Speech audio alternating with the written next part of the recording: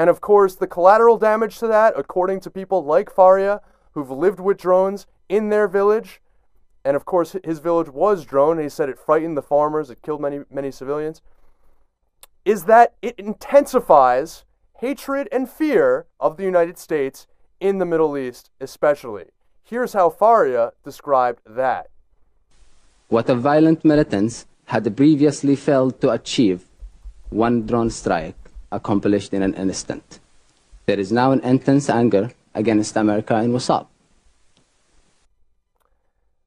Faria al-Muslimi essentially explaining there is now an intense anger against America in Wasab. There is now an intense anger where there was none before. That what militants, jihadists, people that declare war on the United States and attack America's civilians do is essentially, they try and capitalize on this kind of thing. They couldn't even imagine creating a situation that would be this favorable to their mission of launching war against the United States and against the West. This is something that we need to consider closely. The Tsarnaevs have not said that anything the United States did or anything that Russia did in Chechnya is actually to blame for what occurred.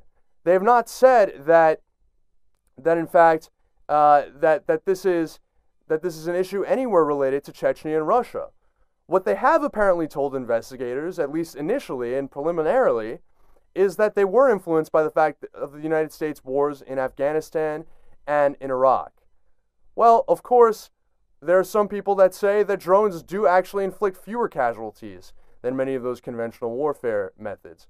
But those conventional warfare methods are at least subject to the transparency of Congress, of our traditional military establishment, our oversight regime, and not to the issue of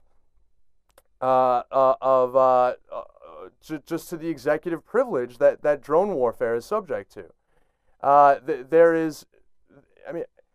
This is a real problem, and this is not something that's easily solved. But when the ratio of civilian deaths to military deaths is 50-1, and we still don't quite know why the United States is doing whether all of these attacks are necessary. As Faria al-Muslimi pointed out, this individual could have been arrested in Wasab, Yemen, easily. Then we are neglecting our duty. And that is something that every United States citizen should be vigilant about. Ask your member of Congress, are we creating more Dzhokhar Tsarnaevs? Are we creating more Tamerlan Tsarnaevs in countries like Yemen, in Pakistan? People that are willing to risk their lives to kill Americans because they believe that we are killing their civilians and terrorizing their population unnecessarily. Well, that's a question we need to reckon with. When Take Action News continues, we're going to have a heated discussion and debate with Eric Loomis. He's a professor at the University of Rhode Island. I'm going to play devil's advocate and argue that the countries like Bangladesh that make American clothing and Western clothing should have lower safety standards despite the factory fire that they experienced this past week, where the casualty count as we know it is now greater than 300. When Take Action News continues after this.